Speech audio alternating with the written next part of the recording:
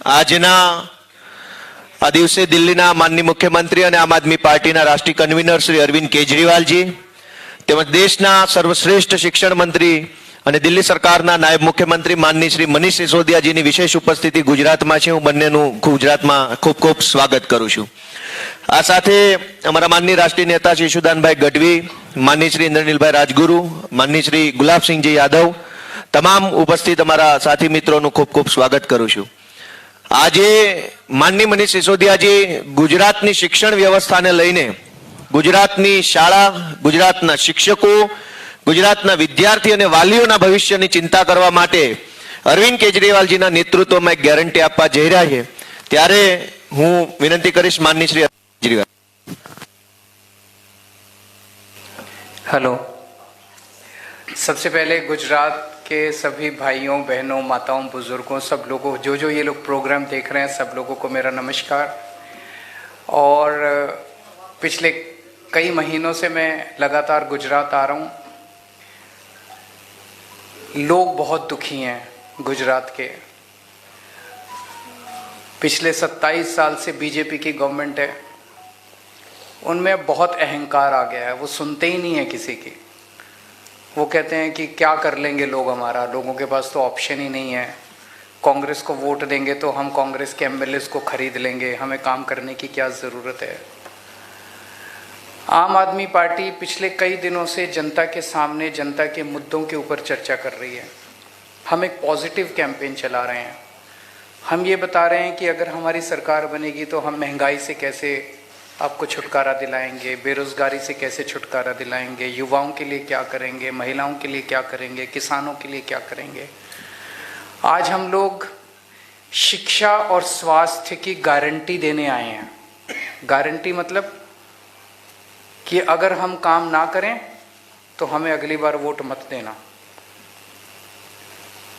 तो मैं बाद में बात करूंगा। आज मेरे को बहुत खुशी है कि दुनिया के सबसे अच्छे शिक्षा मंत्री, ये मैं नहीं कह रहा, ये न्यूयॉर्क टाइम्स ने बोला है, अमेरिका के सबसे बड़े अखबार के फ्रंट पेज के ऊपर, जहाँ पे दुनिया के राष्ट्रपति और प्रधानमंत्री, दुनिया भर के राष्ट्रपति प्रधानमंत्री अपनी फ़ोटो देखने के लिए तड़पते हैं, वो न्यूयॉर्क टाइम्स के फ्रंट पेज पे मनीष सिसोदिया जी की फ़ोटो छपी और उन्होंने कहा कि दुनिया के सबसे अच्छे शिक्षा मंत्री हैं।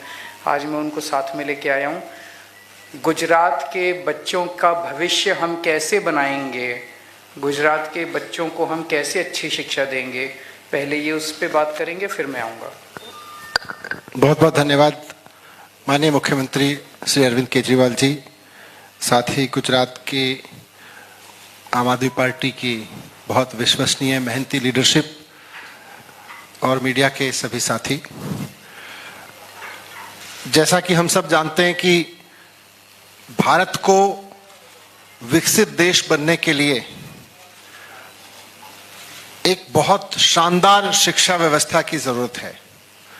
बिना शानदार व्यवस्था के, हर बच्चे के लिए शानदार शिक्षा व्यवस्था के बिना भारत विकसित देश नहीं बन सकता।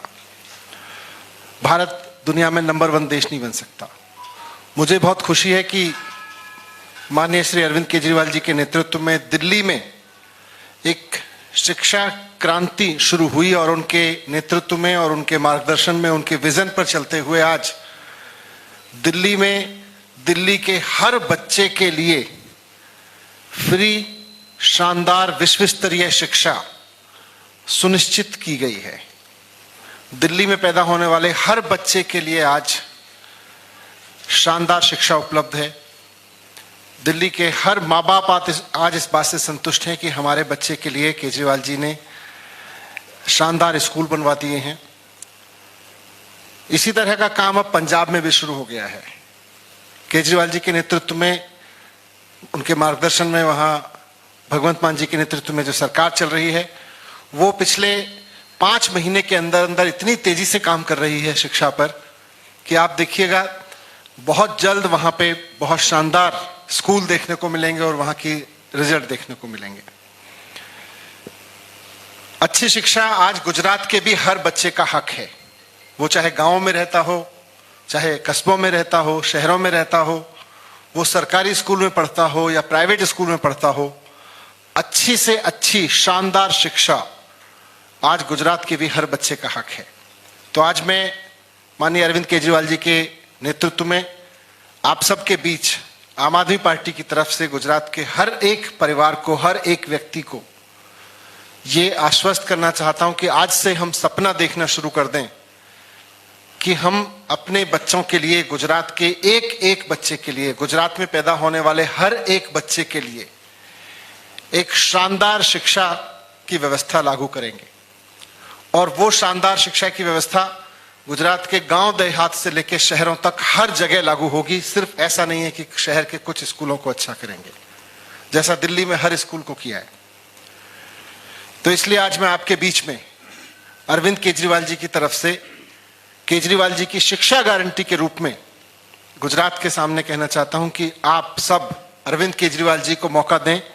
गुजरात के सभी पेरेंट्स जिनके बच्चे स्कूलों में पढ़ रहे हैं, या वो सभी लोग साथ साथ जो चाहते हैं कि गुजरात का आधार मजबूत करने के लिए, गुजरात को विकसित आगे बढ़ाने के लिए हर बच्चे को शानदार शिक्षा मिलनी चाहिए। आम आदमी पार्टी की तरफ से, केजरीवाल जी की तरफ से गारंटी है कि आम आदमी पार्टी की सरकार बनने के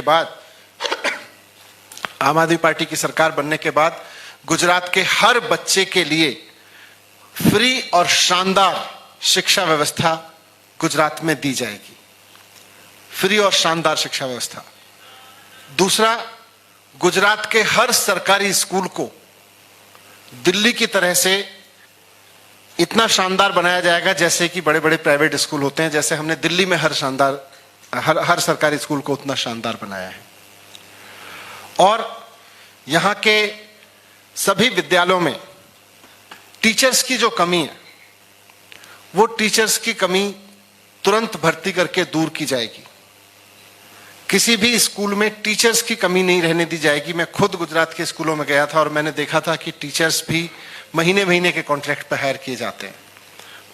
परमानेंट टीचर्स हर स्कूल में पूरी भर्ती करके किया जाएगा। और सबसे इंपॉर्टेंट बात, प्राइवेट स्कूल में जिनके बच्चे पढ़ते हैं, प्राइवेट स्कूलों की दिल्ली में भी केजरीवाल जी की सरकार से पहले ये समस्या थी कि वहां फीस बहुत मनमाने तरीके से बढ़ाते हैं और पेरेंट्स एक बार अपने बच्चों को दाखिला तो करा लेते हैं, लेकिन उसके बाद उनके हाथों लुटने पे मजबूर होते हैं। हमने दिल्ली में करके दिखाया है और गुजरात में भी करके दिखाएंगे केजरीवाल जी के नेतृत्व में कि प्राइवेट स्कूल में पढ़ने वाले बच्चों की फीस किसी भी प्राइवेट स्कूल को नाजायज रूप से नहीं बढ़ाने दी जाएगी। तो इससे गुजरात के एक एक बच्चे को अच्छी शानदार फ्री शिक्षा की गारंटी मिलेगी। आज केजरीवाल जी की तरफ से मैं आपके समक्ष ये गारंटी रख रहा हूं और मुझे पूरी उम्मीद है कि गुजरात के लोग अपने बच्चों की शिक्षा के लिए, आने वाली पीढ़ियों की शिक्षा के लिए केजरीवाल जी की इस गारंटी के आधार पर केजरीवाल जी को एक मौका जरूर देंगे। धन्यवाद। अब गुजरात में लगभग 1 करोड़ बच्चे स्कूल जाते हैं। उसमें 53-54 लाख बच्चे सरकारी स्कूलों में जाते हैं और 44 लाख के करीब बच्चे प्राइवेट स्कूलों में जाते हैं। दोनों के साथ धोखा होता है। जो प्राइवेट स्कूलों में जाते हैं उनकी फीस मनमानी बढ़ा देते हैं, उनको ज़बरदस्ती करते हैं उनके साथ। और जो सरकारी स्कूलों में जाते हैं, सरकारी स्कूलों की हालत बहुत ख़राब है। तो अभी जो मनीष जी ने अभी आपके सामने पूरा खाका रखा, उससे गुजरात के इन 1 करोड़ बच्चों का भविष्य सुधरेगा। ये बहुत बड़ी बात है। तभी गुजरात की तरक्की होगी और तभी देश की तरक्की होगी। और ये जो आज स्कूलों की और शिक्षा व्यवस्था की बहुत बुरी हालत है, ये भारतीय जनता पार्टी के 27 साल के कुशासन का नतीजा है। इनको अगर एक मौका और दे दिया तो 5 साल और ख़राब करेंगे ये लोग।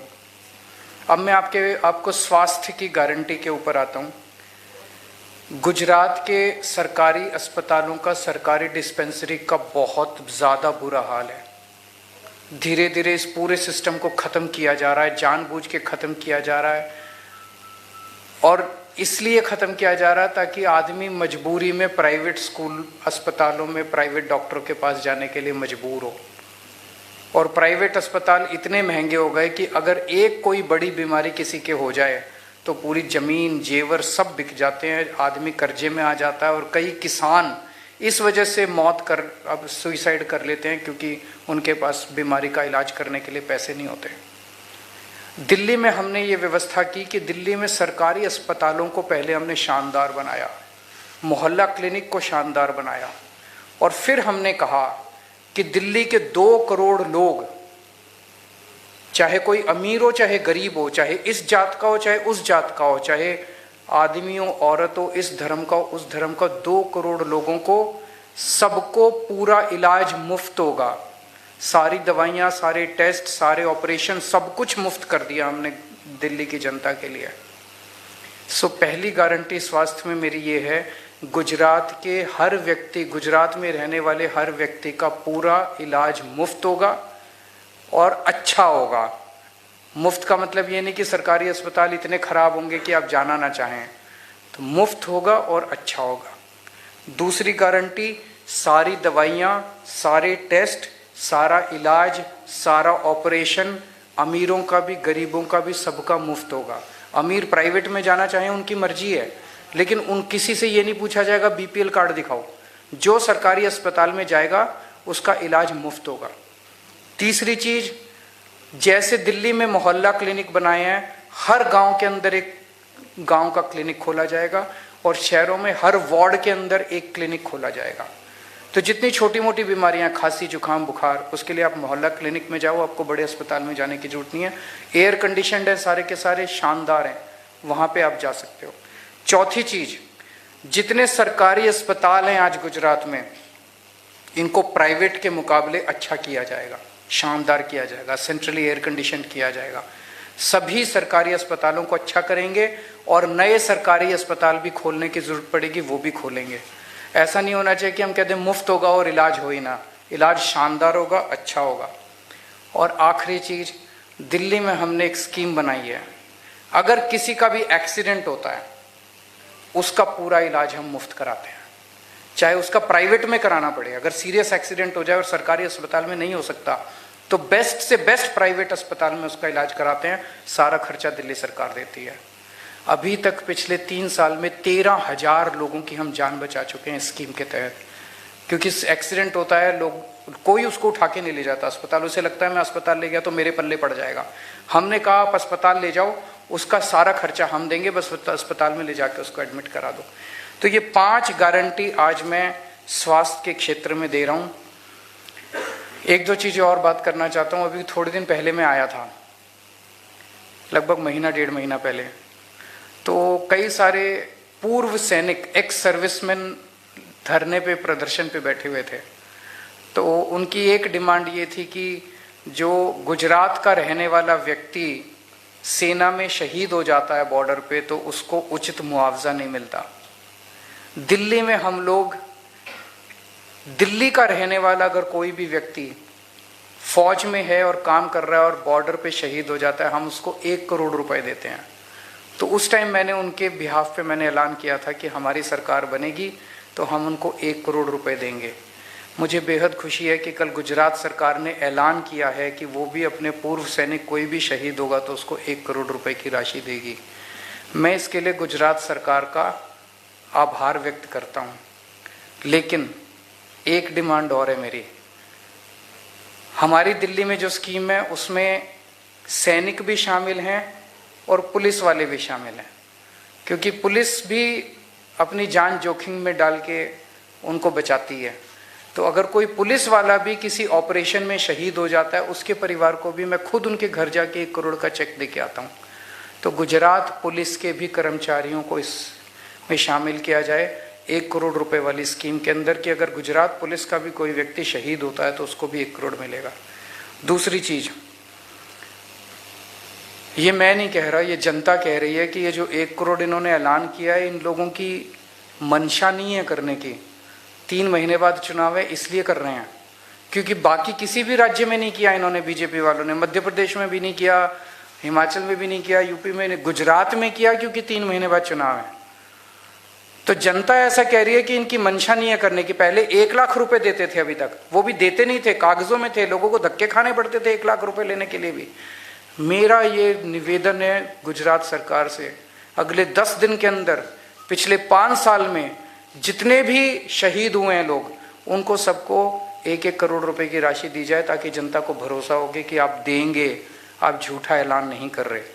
और अगर गुजरात सरकार नहीं देती तो हमारी सरकार बनने के बाद 10 दिन के अंदर, सरकार बनने के 10 दिन के अंदर 5 साल में जितने गुजरात के रहने वाले शहीद हुए, उन सबके परिवारों को हम 1-1 करोड़ रुपए की राशि देंगे। एक बात कि स्टेट ट्रांसपोर्ट के जो एम्प्लॉयज़ हैं, स्टेट ट्रांसपोर्ट में जो काम करने वाले हैं, उनकी तनख्वाह बहुत कम है। जो कच्चे कर्मचारी हैं उनकी तनख्वाह बहुत कम है। वो प्रोटेस्ट कर रहे हैं, वो बहुत ज़्यादा कंडक्टर हैं, ड्राइवर हैं, वो बहुत ज़्यादा दुखी हैं, मेरे से मिलने के लिए आए थे। मैं ऐलान करता हूं कि हमारी सरकार बनने के 1 महीने के अंदर उनकी जितनी मांगे हैं वो सारी मांगे पूरी की जाएंगी। सभी गुजरात सरकार के स्टेट ट्रांसपोर्ट डिपार्टमेंट के सभी ड्राइवर्स, कंडक्टर्स और दूसरे कर्मचारियों से उनसे निवेदन करता हूं कि जब आप बसों में चल रहे होते हैं, एक यात्री को बोलो कि अब बदलाव चाहिए गुजरात को, अब बदलना है। एक यात्री को बोलो कि इस बार झाड़ू पे वोट डालनी है। सारे ड्राइवर, सारे कंडक्टर लग जाओ, 3 महीने का टाइम है। सब लोग एक यात्री को, हर बस के अंदर एक यात्री को बोलो और खड़े होकर सामने बोलो कि इस बार झाड़ू पे वोट डालनी है। आपका काम करने की जिम्मेदारी मेरी है। आपकी तनख्वाह 1 महीने के अंदर हम बढ़ा देंगे। Thank you. कोई क्वेश्चंस हैं तो बताइए। 1 by 1। आपको बीजेपी से कोई संदेश मिला है? आपने ऐसा जिक्र किया है कि बीजेपी ज्वाइन कर लो। हाँ, एक बार ही बता रहे हैं। मेरे लिए भी बहुत शॉकिंग था कि मेरे पास मैसेज आया कि 2 मैसेज थे, 2 पार्ट थे उस मैसेज के, कि एक तो आपके खिलाफ जितने ईडी के, सीडी के, सीबीआई के केस चल रहे हैं, इनको सबको खत्म कर दिया जाएगा। और दूसरा है कि आप बीजेपी ज्वाइन करके, पार्टी तोड़ के बीजेपी ज्वाइन कर लीजिए और हम आपको सीएम बना देंगे, क्योंकि हमारे पास में कोई सीएम कैंडिडेट नहीं है वहां पे दिल्ली में, भारतीय जनता पार्टी में।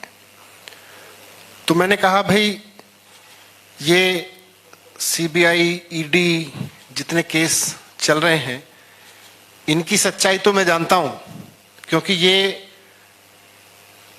सारे केस फर्जी हैं। मैं एक ईमानदार आदमी हूं। इनफैक्ट मैं अरविंद केजरीवाल जी की टीम में हूं ही इसलिए कि मैं एक कट्टर ईमानदार आदमी हूं। मैंने अब तक सारा काम ईमानदारी से किया है, कट्टर ईमानदारी से किया है। तो इन फर्जी केस में कोई दम नहीं है। आप इनकी धमकियां तो नहीं दे सकते मुझको, इनसे नहीं डरा सकते। और रही सीएम कैंडिडेट बनाने की बात, सीएम बनाने की बात, तो मैंने स्पष्ट किया कि मेरा सपना सीएम बनना नहीं है।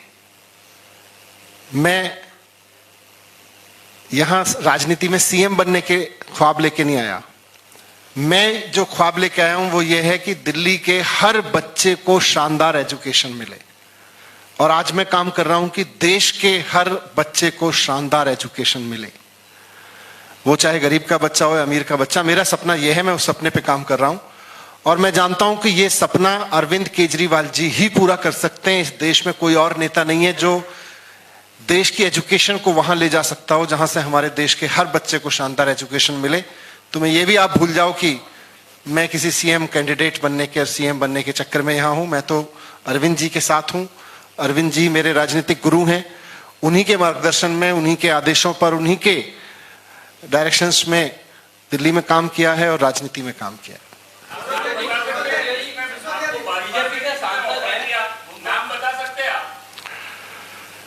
देखिए,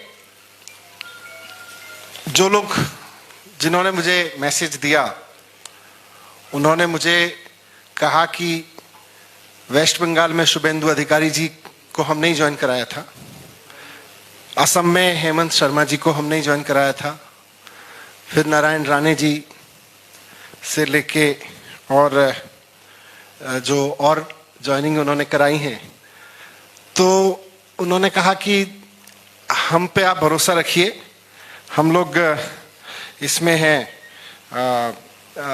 हम ही ज्वाइन कराते हैं। जयंत पांड्या जी को भी हमने ही ज्वाइन कराया था। तो अब आप पूछ लीजिए उन लोगों से, उनको किसने ज्वाइन कराया था। One by one please, one एक एक करके।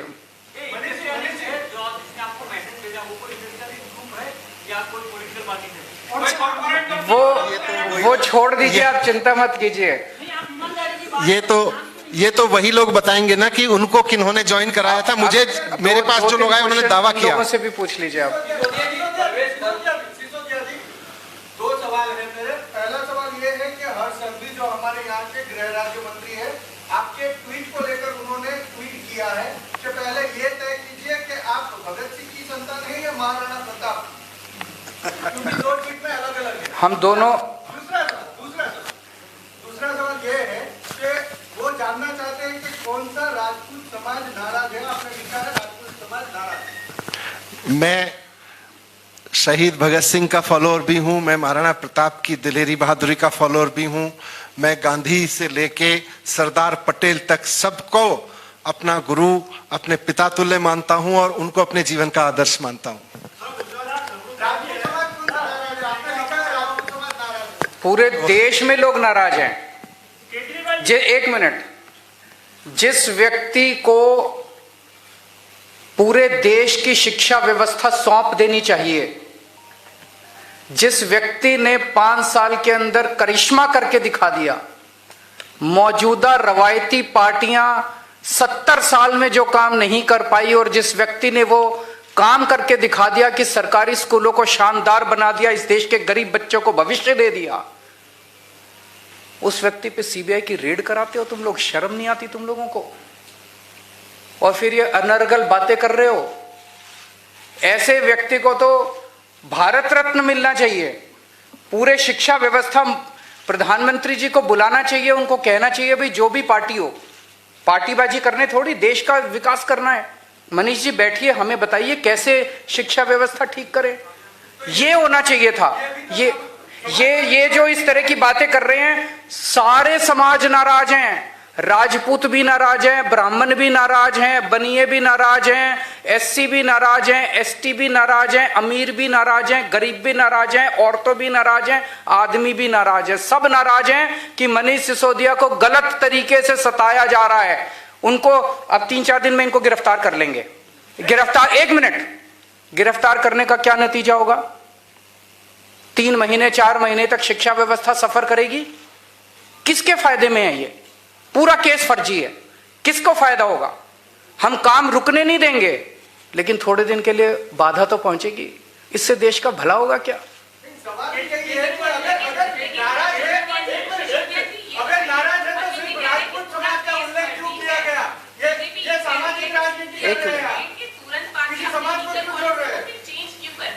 क्या चेंज कर दिया? लीगल पॉलिसी जो थी, सीबीआई की रेड होने के बाद तुरंत ही आप लोगों ने लीगल पॉलिसी को चेंज क्यों कर दिया? सीबीआई की रेड होने के बाद नहीं किया।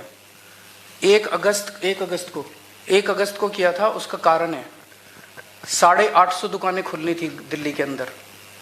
एक एक करके 350 दुकानें खुल पाई, 500 दुकानें नहीं खुल पाई।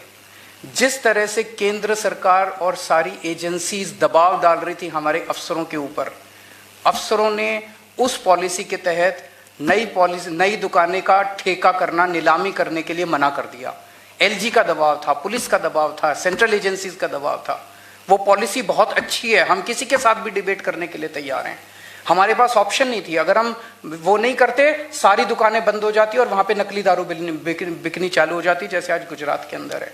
इसीलिए हम पुरानी वाली पॉलिसी पे चले गए। पुरानी पॉलिसी में 100 कमियां हैं, लेकिन कम से कम नकली दारू तो नहीं बिक रही है।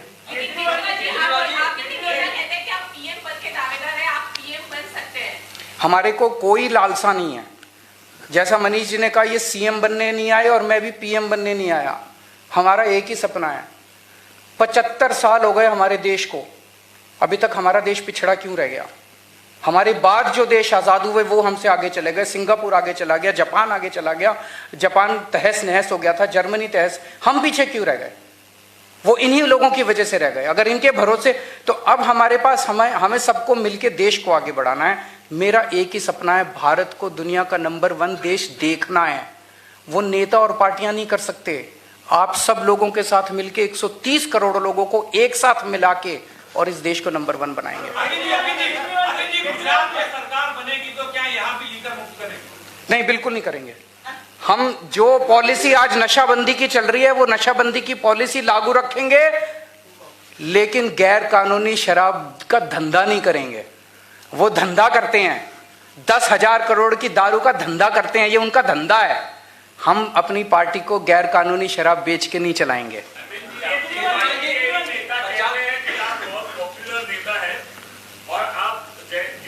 पूरा मामला हुआ रेड का, उसके दूसरे दिन आपने गुजरात आने का ऐलान कर लिया, लेकिन यहाँ की आपकी टीम कह रही है कि आपके ऊपर हमले का खतरा है।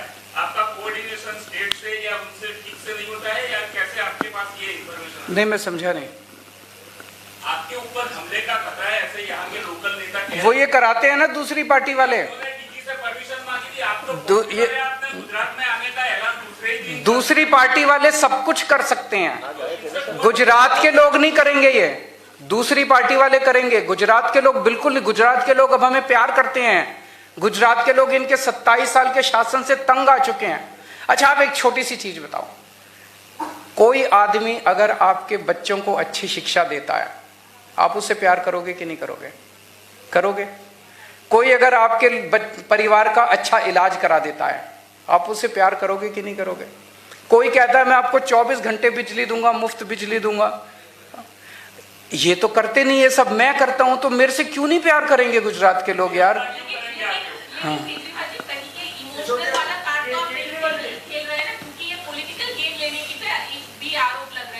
वो तो आरोप लगाते रहेंगे, उनको मत सुनिए आप, गुजरात की जनता को सुनिए। गुजरात आज ये सारा, मैं आपसे एक पूछता हूं प्रश्न, ये सारा रेड वेड अब अचानक क्यों चालू हो गई? इसको गिरफ्तार कर लिया, एक और कल केस एक और रजिस्टर कर दिया, अभी तो बहुत गिरफ्तारियां होंगी। ये सब गुजरात के चुनाव की वजह से। दिसंबर में खत्म हो जाएगा, दिसंबर तक हो रहा है बस, ये दिसंबर तक चुनाव हो जाएगा गुजरात का। गुजरात में भारतीय जनता पार्टी की जमीन खिसक रही है, इनका 27 साल का शासन खिसक रहा है। अभी मनीष भी गिरफ्तार होंगे और भी कई हो सकता है, मेरे को भी करने, क्या करेंगे क्या नहीं करेंगे, कुछ भी कर सकते हैं। लास्ट क्वेश्चन,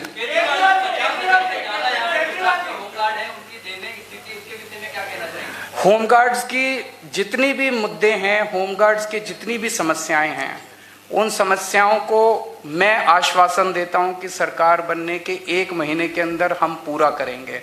होमगार्ड से भी मेरा निवेदन है, जम के प्रचार करें, आम आदमी पार्टी की सरकार बनाएं, आपके मुद्दों का समाधान हम करेंगे। बहुत बहुत शुक्रिया, थैंक यू।